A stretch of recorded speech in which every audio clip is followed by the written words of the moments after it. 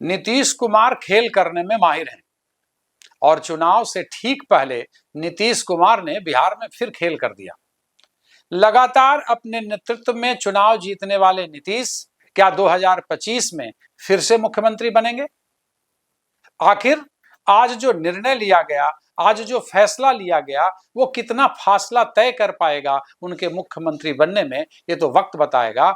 लेकिन सियासत के माहिर खिलाड़ी और बिहार के नब्ज को नस नस तक पहचानने वाले नीतीश ने आज बिहार में एक बार फिर से खेला कर दिया।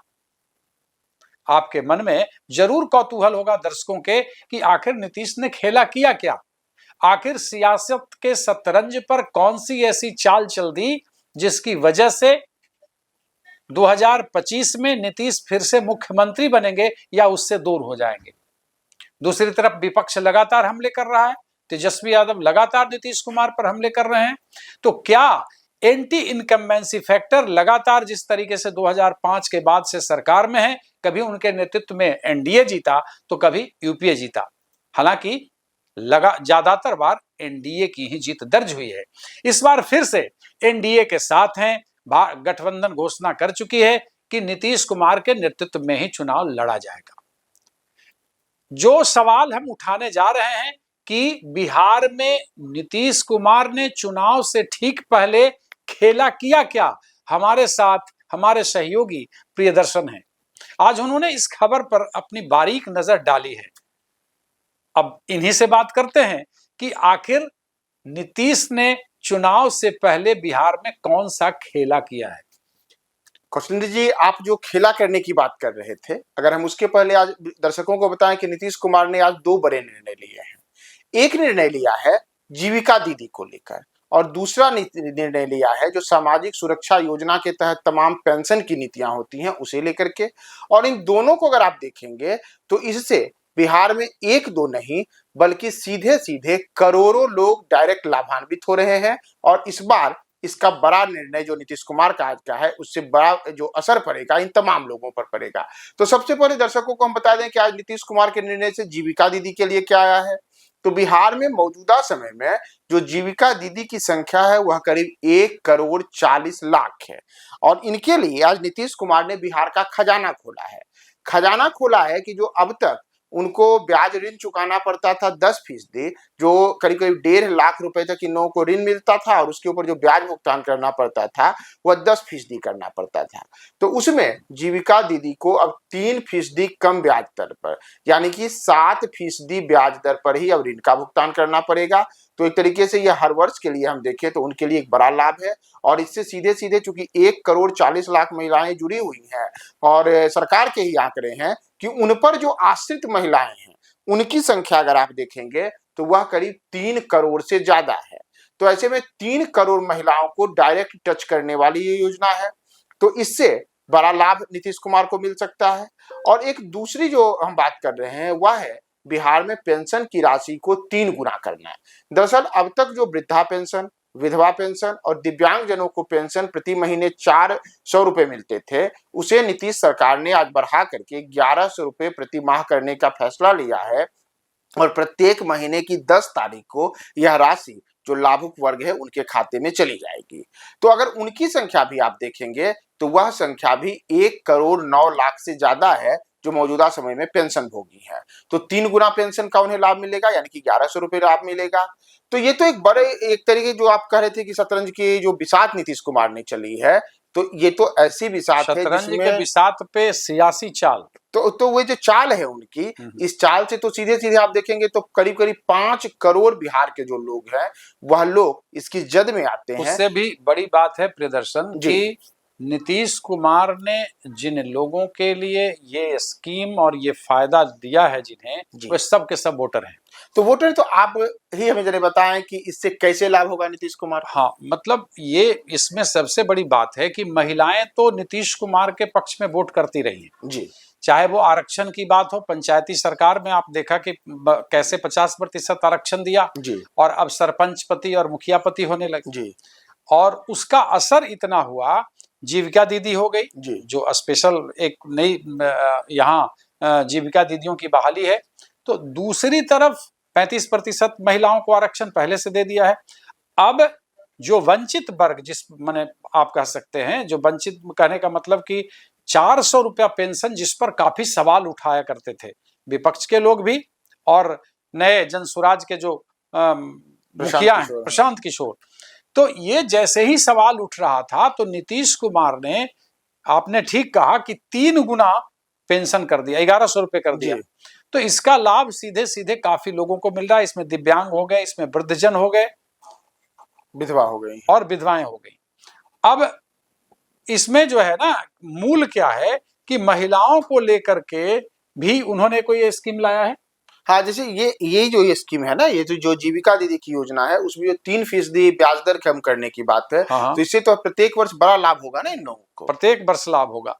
तो ऐसा रहा है, आप पीछे की अगर पीछे चुनाव पे नजर डालेंगे, कई राज्यों के चुनाव हुए हैं, उन राज्यों के चुनाव पे नजर डालें तो लोक लुभावन फैसलों की वजह से जो निर्णय लिया गया, उससे चुनाव में आने वाले फैसले प्रभावित हुए हैं। आप देख लीजिए, बगल में झारखंड की सरकार जी, मैया सम्मान योजना, तो वहां जो रिटर्न हुए हेमंत सोरेन, झारखंड मुक्ति मोर्चा जो सरकार में वापस आ गई, किसी को अनुमान नहीं था, और सरकार में रिटर्न हुई अपने लोक लुभावन फैसलों की वजह से।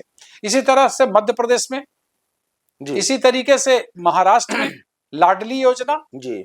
तो कुल मिलाकर के नीतीश कुमार ने जो चुनाव से पहले चाल चली है, उसे आप खेल भी कह सकते हैं कि आखिर कैसे नीतीश कुमार लोक लुभावन फैसलों की फेहरिस्त की पहली किस्त जारी कर दी है। अच्छा। और ये पहली किस्त जो है, ये इसे आप चुनाव से पहले एक सियासी कवायद के तौर पे देख सकते हैं, और यह कवायद चुनाव के परिणाम को करवट देने में माकूल साबित होगी। अब है कि जैसे आज तेजस्वी यादव ने कहा कि कुछ और हमारे फैसले छीन, जो हमारा निर्णय है, जो हमारा एजेंडा है, हमारा छीन सकते हैं। लेकिन सवाल तो यह है ना कि जब आप सरकार में थे, या जिस तरीके से नौकरी को लेकर के आप ब्रेक करते हैं कि हमने ही इतना नौकरी दे दिया, तो अब जो आप कह रहे हैं कि हमने जो 2500 महिलाओं को देने की घोषणा की है, हो सकता है नीतीश कुमार उसे भी छीन लें। सरकार में जो होता है वही यह काम कर सकता है। आप पहले घोषणा कर सकते हैं, आप जैसे 2020 में तेजस्वी यादव ने घोषणा की थी कि आते ही एक कलम से हम 10 लाख लोगों को रोजगार देंगे जी। तो वो तो एक सरकार की अपनी योजनाएं हैं, उसके तहत नीतीश कुमार ने जिस तरह शिक्षकों की बहाली हो गई, अमीन की बहाली हो गई, जेई की बहाली होगी, बीपीएससी से कुछ लोग आ रहे हैं, तो जो बड़ी बड़ी बहालियां, प्रोफेसर की नौकरी हो गई। तो अगर कुल मिलाकर देखेंगे कि नीतीश कुमार अपने कार्यकाल में कितने लोगों को नौकरी दिया है, तो एक बड़ी संख्या सामने आती है जी। अगर उसको रेगुलर देखेंगे तो विपक्ष का आरोप है वो जायज है, लेकिन सरकार में जो होता है उसी के लिए यह सहूलियत है कि वो किसी के लिए घोषणा करके उसे तामील करवा सकता है। यह बड़ी बात है।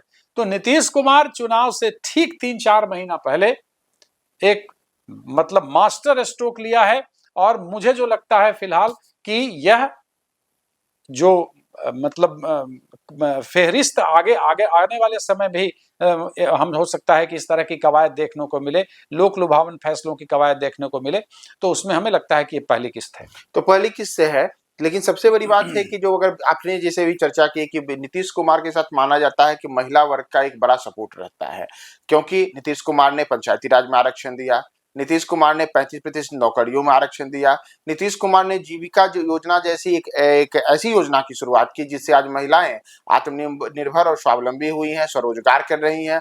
नीतीश कुमार ने शराबबंदी योजना लाई, जिसका नतीजा है कि आज बिहार में खुल करके कोई शराब पीने की हिमायत नहीं करता है, और इन सब का सीधा लाभ महिलाओं को मिला है।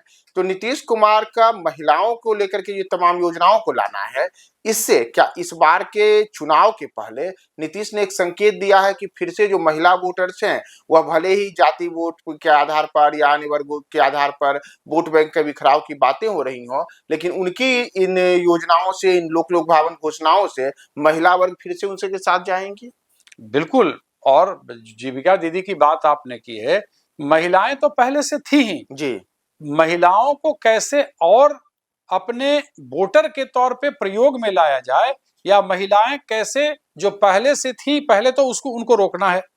कि बाकी जो लोक लुभावन फैसले विपक्ष के द्वारा भी किए जा रहे हैं, तेजस्वी यादव कर रहे हैं, या जन स्वराज के, या मत जो भी इनके कंपिटिटर हैं मैदान में हैं चुनाव के, वो कर रहे हैं, उनके काट को उनके जो घोषणाएं हैं उसको काट करने के लिए ये तो अपनी चाल चल ही रहे ना।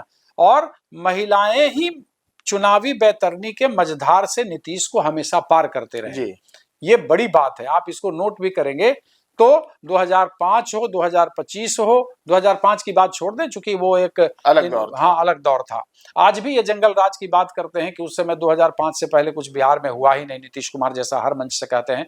कल भी उन्होंने मोदी के सामने, पीएम मोदी के सामने यह बात कही है। तो नीतीश कुमार के लिए महिलाएं चुनावी फैसलों में वरदान साबित होते रही हैं, और अब आने वाले समय में, जो मैंने पहले से भी कहा है कि लोक लुभावन फैसलों की पहली किस्त उन्होंने फेंक दी है कि भाई ये देखो, चाहे वो दिव्यांगजनों की बात हो, वृद्धजनों की बात हो, विधवाओं की बात हो, तो उन्होंने 1100 रुपया कर दिया। और जो ब्याज दर की बात आप कर रहे हैं, तो सीधे सीधे उसका फायदा तो जीविका दीदी का महिलाओं के ही टच में रहती है, महिलाओं के लिए ही योजनाएं हैं, महिलाओं के ही विकास की बात होती है। आप देखते होंगे कि नीतीश कुमार लगातार अपनी यात्राओं में उन लोगों से बात करते हैं और उन लोगों पे फोकस करते हैं।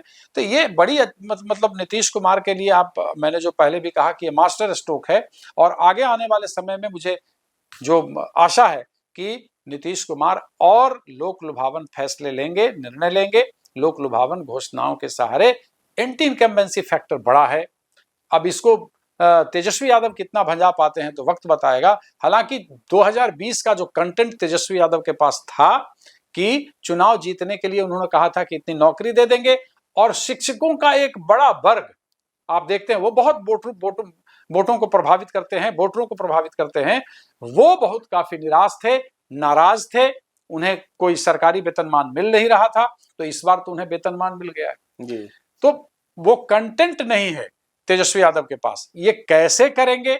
अगर जो वो घोषणा पहले कर रहे हैं, जैसे राहुल गांधी ने भी आके कह दिया कि भाई महिलाओं के लिए 2500 रुपए हम देंगे, तो अब नीतीश कुमार, इसीलिए तो मैंने कहा कि जो सरकार में होते हैं उनके लिए सहूलियत होती है कि हम घोषणा भी करें, उसको तामील भी करवा दें। तो जैसे ही 1 महीना तामील हो जाएगा, ये बात आ जाएगी, तो फिर तो सीधी सी बात है, जनता तो जिधर धारा बहती है उधर बह निकलती है।